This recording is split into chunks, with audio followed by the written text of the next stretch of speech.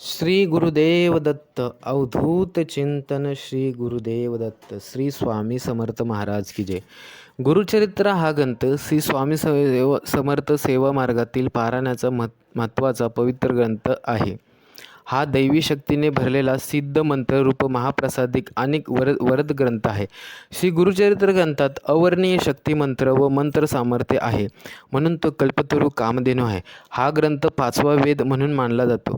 या ग्रंथात गुरु व शिष्य, पती पत्नी, पतिव्रत्य, धर्म, तीर्थक्षेत्र, वेद, गायत्री सेवा, ईश्वर भक्ती, निष्ठा, सर्व दोष बाधा यांचे निर्मूलन, निरनिराळ्या देवतांच्या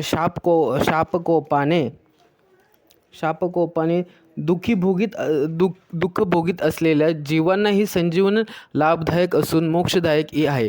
श्री दत्त महाराजांनी इतर देवतांसारखे नुसती कृपा जेवढे त्याचेच तेवढे त्याला देणे असा व्यवहारी हिशोब केला नाही. सर्व जगातला त्यांनी आत्मज्ञानच शिकवले आहे, तर आत्मज्ञान दिले.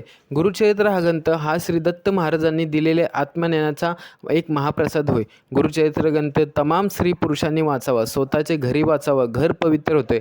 सामुदायिक वाचावं हे फार चांगले. उपास ओली वस्त्रे वगैरे कडक नियम नाहीत. माणसे आधी अशक्त आजारी पडतील, ताप सर्दी खोकला होईल, मग कोणीच करणार नाही. दंडाचा काही उपयोग नाही, गरजही नाही. साधे गौण आहेत. साध्यावर निष्ठा ठेवावी, प्रेमाने सेवा करावी, कर्मकांडावर फाजील लक्ष नको, त्यामुळेच हानीच होईल. सोवळ्या वळायची गरज नाही. स्वच्छ धुतलेले वस्त्र असावे, मनाची आर्तता पवित्रता असावी. भगवान नृसिंह सरस्वती यांचे परमशिष्य शहादेव यांचे नातू श्री गुरुदेवांचे एकनिष्ठ शिष्य सरस्वती गंगाधर यांनी गुरुदेवांच्या आज्ञेने श्री गुरुचरित्र हा प्रासादिक ग्रंथ लिहिला.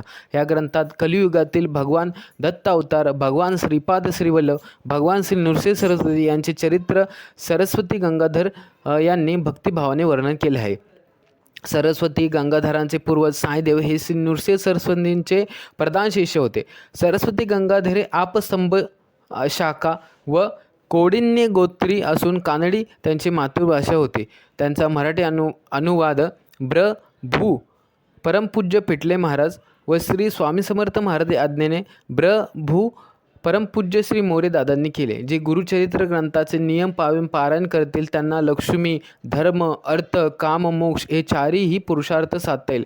घरी सुख शांती नांदताना दिसेल, असे अभिवचन श्री नृसिंह सरस्वती महाराजांनी त्यांच्या अवतार समाप्ती समयी भक्तांना दिले. त्याची प्रचिती आजही हजारो भक्त अनुभवत आहे.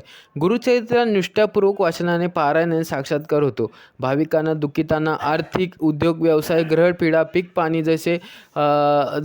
पाणी जाणे, समृद्धीहीन होणे, वास्तुदोष, वास्तुशिल्प, वास्तुशल्य आदी भूमिदोष, मृत पूर्वजांचे शाप, अनुवंशिक रोग, बढती न होणे, मंत्रप्रयोग, सर्व बाधा, पितृदोष, शापितांना व इतर मनशांती या ग्रंथाच्या वाचनाने मिळते.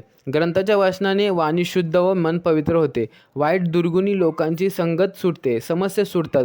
या ग्रंथाची अखंड सेवा करावी.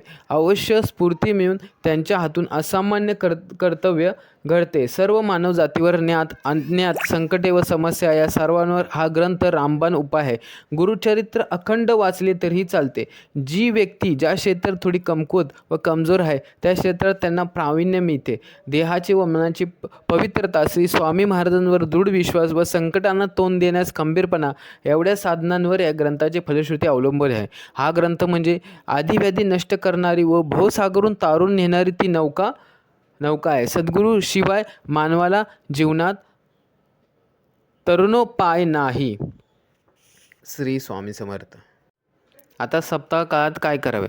श्री गुरुचरित्र सप्ताह करताना प्रारंभ शक्यतो शनिवारी व सांगता शक्यतो शुक्रवारी करावे, कारण शुक्रवारी हा श्री नृसिंह सरस्वती महाराजांचा निजानंदाचा दिवस आहे.